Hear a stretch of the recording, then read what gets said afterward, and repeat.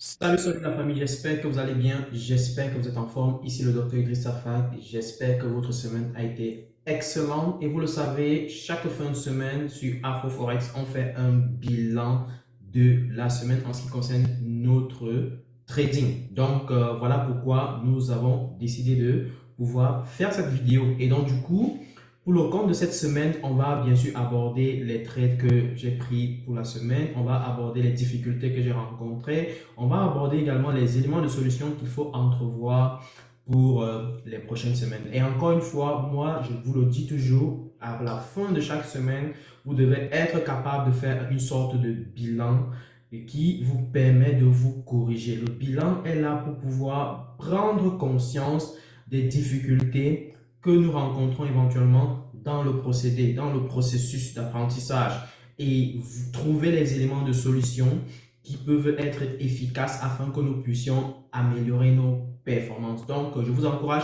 fortement à pouvoir faire cet exercice-là qui est incontournable pour quelqu'un qui veut réellement progresser, qui est sincère à l'idée de vouloir réellement faire du trading une source de revenus extrêmement importante. Mais avant d'entrer dans le vif du sujet, je tiens à préciser que les inscriptions sont en cours pour le programme Pro, programme ultime qui te permettra bien sûr de pouvoir trader plusieurs marchés, que ce soit le marché du Forex, le marché des indices, le marché des cryptos. Donc, on va déployer plusieurs stratégies de trading qui vous permettront, n'est-ce pas, de pouvoir saisir les opportunités sur plusieurs marchés différents et qui à la longue pourra vous permettre bien sûr de vous spécialiser sur certains marchés. Et je le dis toujours ici, une chose que vous devez savoir en tant que trader, c'est de savoir que les marchés sont extrêmement dynamiques et il faut savoir s'adapter et voir où est-ce que le marché est bon et où est-ce que le marché est mauvais, ou alors à quel moment le marché est bon ou alors à quel moment le marché est mauvais.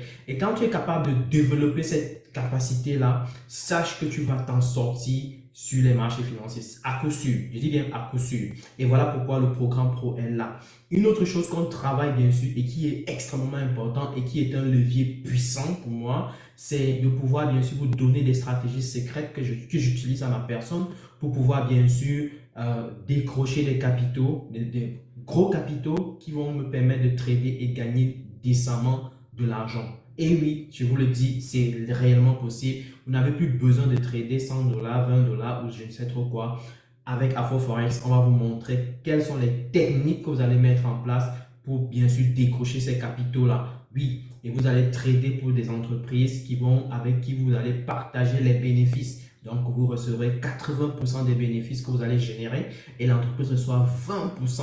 Ça, c'est énorme. Pour quelqu'un qui est en Afrique, c'est un levier puissant pour gagner rapidement de l'argent et pouvoir bien sûr mettre en place des projets qu'ils ont à cœur sur le long terme.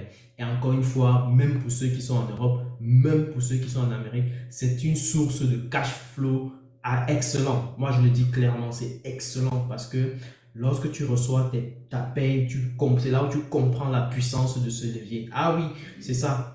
Donc, du coup, si vous êtes intéressé par ce programme, n'hésitez pas à nous contacter. Il y a une promotion qui est en cours. Le nombre de places est extrêmement limité. Donc, contactez-nous avec le numéro qui se trouve en dessous de la vidéo. Donc, le plus rapidement possible. Dans le premier commentaire, il y aura le numéro. Vous nous contactez, on vous donnera tous les détails.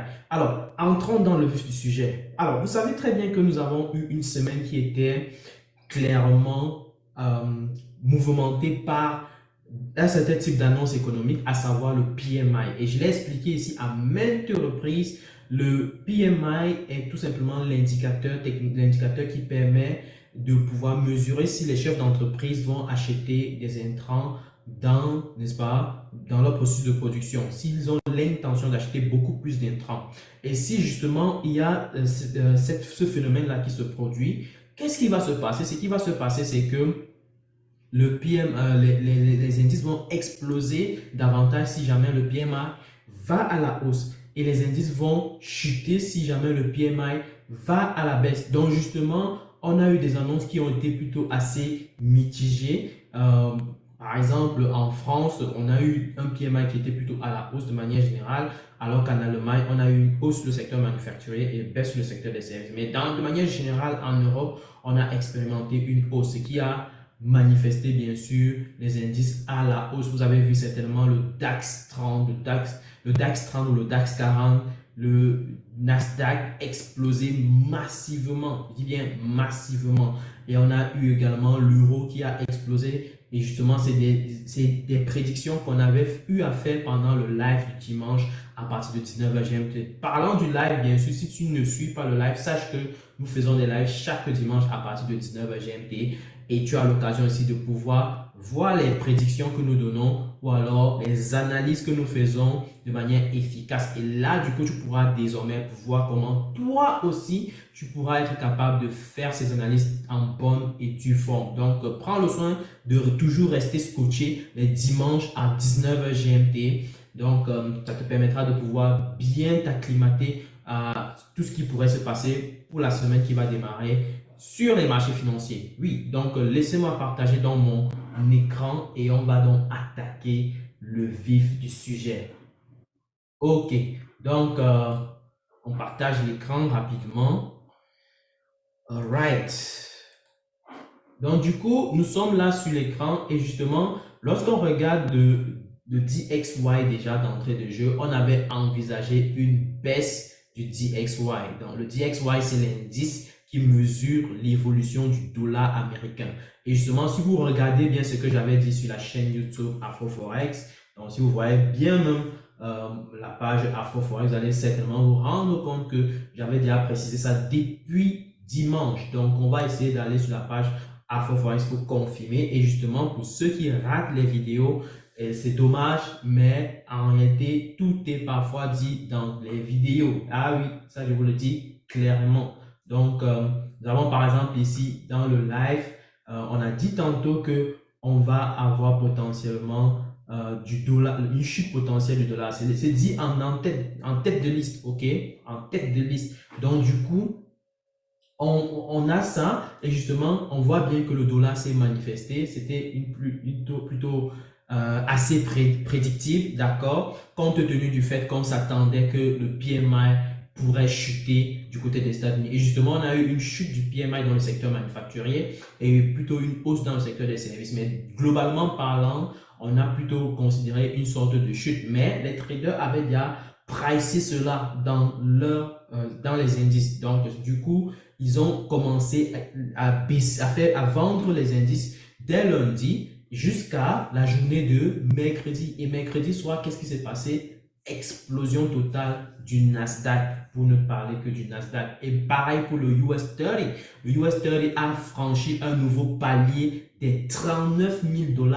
Donc, si on prend par exemple le US 30, vous voyez, actuellement, on est à 39 150. Et je vous ai dit, cette année, c'est le US 30 qui représente les 30 plus grandes entreprises cotées en bourse aux États-Unis, va atteindre les 40 000. Ça, c'est à coup sûr.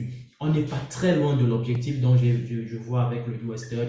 Et justement, pour quelqu'un qui s'est positionné en mode investisseur long terme, vous comprenez qu'il va se gaver correctement. Et bien, regardez bien, depuis l'année dernière, depuis fin 2022, regardez comment le US 30 a évolué. Depuis fin 2022, vous voyez, depuis septembre 2022, le US 30 est monté en puissance de quasiment, on était parti de là au fond, on a fait quasiment du 37%, ok? C'est énorme sur le stock market, ok? C'est énormissime. Si on prend le Nasdaq pour la même période, vous allez vous rendre compte que c'est également énormissime. Vous voyez, si on part d'ici, on a fait jusqu'ici 66%. 66% en l'espace de un an et demi. Donc, c'est énormissime. OK? Ça veut dire environ quoi? Environ 30% à 35% par an, n'est-ce pas? C'est énorme. C'est énorme sur le marché des stocks. Sur le marché des stocks en spot. OK? Donc, ça, c'est clair que c'est énorme. Donc, maintenant, si on parlait du marché de crypto, ça, ce serait très petit. Mais pour le moment, si on parle du marché de stock, il faut dire que 60% de gains sur une période de 1 an et demi, c'est assez excellent. OK? Donc, j'ai des personnes avec qui on avait travaillé sur leur portefeuille et justement, on avait travaillé ensemble pour pouvoir sélectionner les bonnes actions à mettre dans leur portefeuille et aujourd'hui, ils sont en train de se gaver au max. Donc, voilà. Et c'est pas, sincèrement parlant, les stock market, pour faire la petite parenthèse, c'est extrêmement simple. Je dis bien, c'est extrêmement simple. Lorsque tu t'es déjà cassé la tête dans le Forex, tu as déjà maîtrisé les contours du Forex, n'est-ce pas? Le stock market devient le basics, ok? Donc, du coup, ça devient le basique du basique. Tu traites le stock market de A à Z, ça, je vous le dis. Donc, du coup, voilà, c'était la petite parenthèse. Donc, du coup, le dollar a chuté comme on avait anticipé. Ça, c'est une bonne chose. On a également le yen japonais qui a plutôt explosé, n'est-ce pas? Le yen japonais qui est allé légèrement à la hausse, n'est-ce pas? Mais qui s'est plutôt un peu cassé la gueule. Il a tenté d'aller à la hausse, mais il s'est cassé la gueule en mi-chemin. Ok? On a le pound britannique qui est finalement allé à la hausse comme on avait prévu. On a l'euro qui est allé à la hausse comme on avait prévu. Voilà. Et le dollar canadien qui a chuté légèrement. Il a fait un peu de surplace. Il a chuté, mais il a fait un peu plus de surplace. Pour moi, je dis toujours, il faut se méfier du dollar canadien parce que il a l'air vraiment très mesquin, ok? Très mesquin, ok? Donc, du coup, il faut éviter au maximum. Donc, pour ce qui est du dollar néo-zélandais, on est plutôt allé à la hausse. Moi, je m'attendais à ce qu'on fasse une baisse d'abord avant d'aller à la hausse. Mais finalement, on est allé direct à la hausse. On a fait un saut, un gap, n'est-ce pas, haussier. Voilà. Du coup, c'est ça. Et pareil pour le AUD qui a fait pratiquement la même chose. Pour ce qui est du franc suisse, on s'attendait à une baisse, mais on a fait quasiment du surplace. Le franc suisse n'a pas bougé. Non, il est resté clairement sur place. Donc, pour ce qui est des trades que j'ai pris au cours de cette semaine, je me suis concentré principalement sur le Nasdaq, sur le US 30 et sur le DAX. Donc, j'ai un premier trade que j'ai pris sur le DAX. C'était clairement à ce niveau-ci.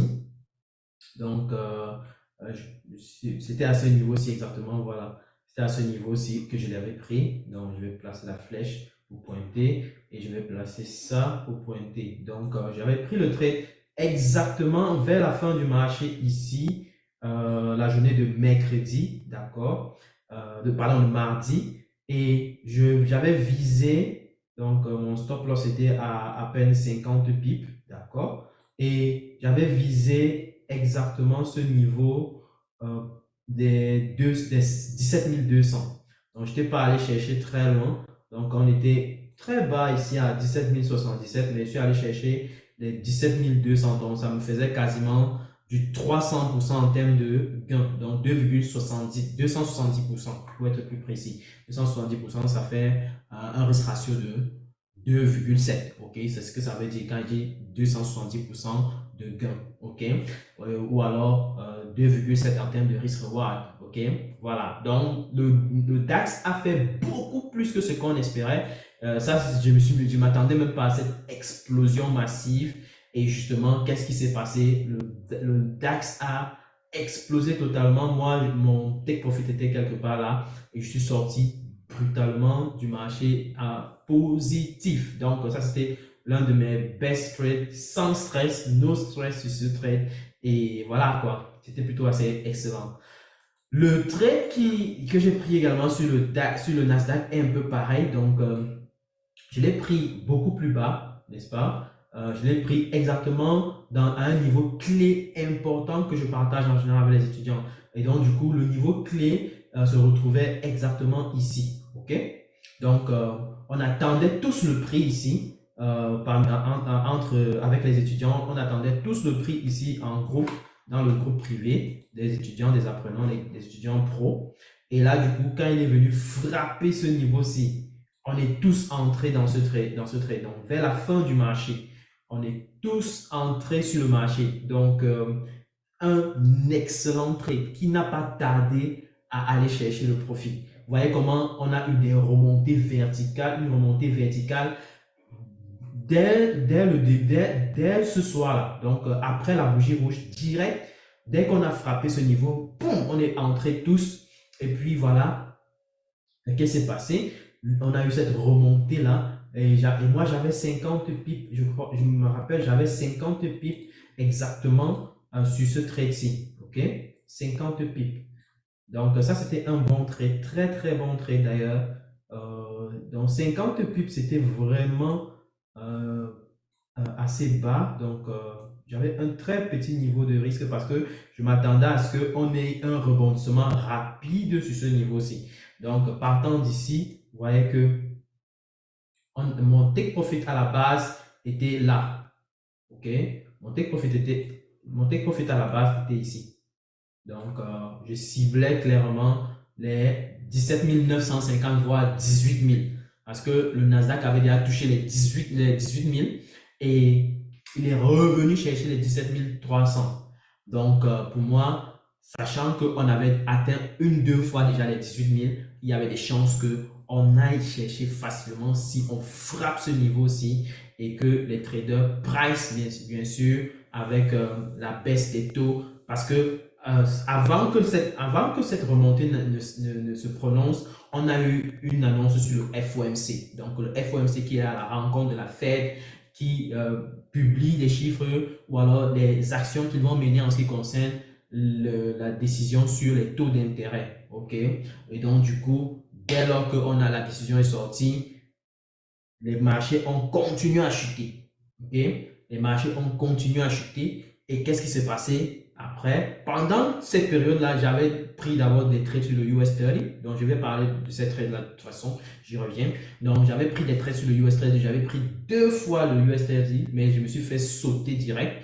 Donc, après quelques minutes ou heures, je me suis fait sauter des trades à l'achat. Donc, mais pourrait que le FOMC soit passé, on est revenu encore sur notre niveau et là je suis entré et puis c'est parti. Donc, mais pour le Nasdaq, je suis entré ici exactement, j'ai fait quasiment, je suis sorti exactement ici, là. Donc je suis sorti là avec le Nasdaq. Donc je commençais à sentir qu'on peut ne pas atteindre le niveau et j'avais déjà fait 800% de profit. Je dis bien 870%. 870%, c'est énormissime, c'est colossal. Donc, pour le risque que je prenais, donc, imaginez, je mets par exemple 500 dollars ici et je fais 800% sur 500 dollars de mise. Donc, vous pouvez faire les calculs. OK?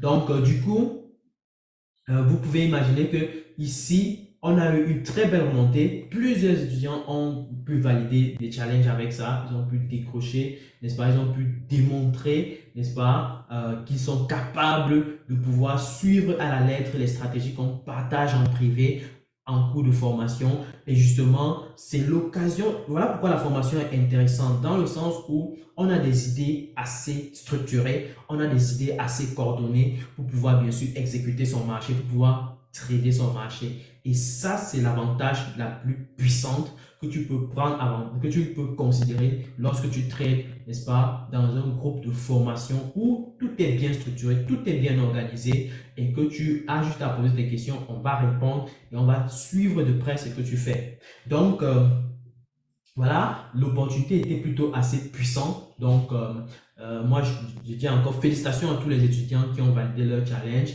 Et bien sûr, félicitations à ceux qui ont pu décrocher leur premier compte d'évaluation. Donc, ils vont commencer à trader des comptes financés. Ça, c'est plutôt wow. Donc, c'est plutôt excellent. Donc, voilà. Et donc, du coup, moi-même, ça m'a permis de pouvoir décrocher aussi un bon financement. Je reviendrai là-dessus en tout cas sur une autre vidéo. Et tenez-vous tranquille, les belles choses arrivent. Et encore une fois, pour ceux qui s'y intéressent à pouvoir savoir comment est-ce que vous devez procéder pour vous faire financer, n'est-ce pas, et commencer à trader des gros capitaux, bien sûr, sachez que le programme de formation pro vous donne tous les détails à ce sujet et on travaille de manière pratico-pratique. Il n'y a pas le bavardage. C'est le pratico-pratique qui nous permet d'avancer dans ce programme-là. OK? Donc, c'est organisé sous une forme de coaching ou d'accompagnement. Donc, vous avez mon numéro, on va discuter, vous pouvez m'appeler quand vous voulez. On a des séances live trading, on a des séances de cours comme d'habitude, on a des séances où je vous présente de A à Z les astuces que vous devez utiliser pour pouvoir éventuellement trader les indices comme celui-ci. Les astuces que vous devez utiliser pour pouvoir trader le Forex. Les nouveautés. Donc, quand il y a des nouveautés sur les stratégies que je veux partager, je partage et même gratuitement. Donc, si tu as dû bien payer ta formation, sache que tu es là, on est ensemble. On est ensemble pour la vie. Donc, quand il y a des nouveautés, c'est aux étudiants pro que je vais d'abord commencer à partager des nouvelles stratégies. C'est avec eux que je vais échanger. Donc, tu n'es pas seul. Donc, on est dans une communauté où on échange, on avance ensemble. Voilà. Donc, du coup, n'hésite pas à nous contacter. Le numéro se trouve en dessous, n'est-ce pas, au premier commentaire de la vidéo. Alors, on continue nos analyses. Le trade que je parlais justement, où j'ai plutôt fait échec, c'est le US 30. Donc, qui est aussi appelé le Dow Jones. Donc, le Dow Jones, qui représente les 30 plus grandes entreprises cotées en bourse aux États-Unis, a pu aussi faire un mouvement très, très intéressant au cours de la journée de mercredi soir. Et justement, moi, j'avais anticipé cette hausse-là depuis fort longtemps. Je la voyais venir, cette hausse-là, clairement parlant. Et qu'est-ce qui s'est passé finalement?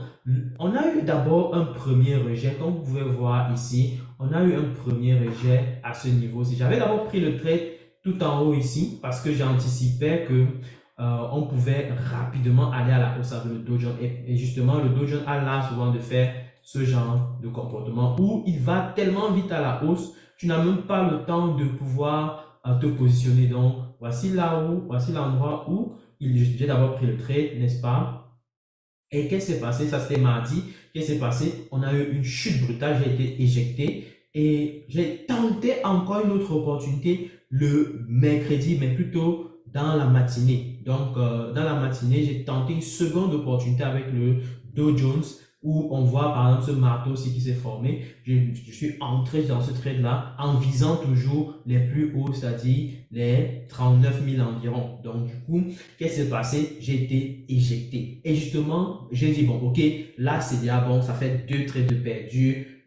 Et je pense qu'il est intéressant pour moi d'attendre que le FOMC passe. Et là, du coup, je pourrais attaquer ce marché-là. Donc, j'ai attendu que le FOMC passe. Et lorsque c'est descendu beaucoup plus bas, là, j'ai pris le troisième trade ici. Donc, exactement là. Donc, c'était plutôt un excellent trade que j'ai pu prendre. Et justement, sachant que je le prenais assez bas prix, donc j'ai pu mettre 50 pips de stop, ok?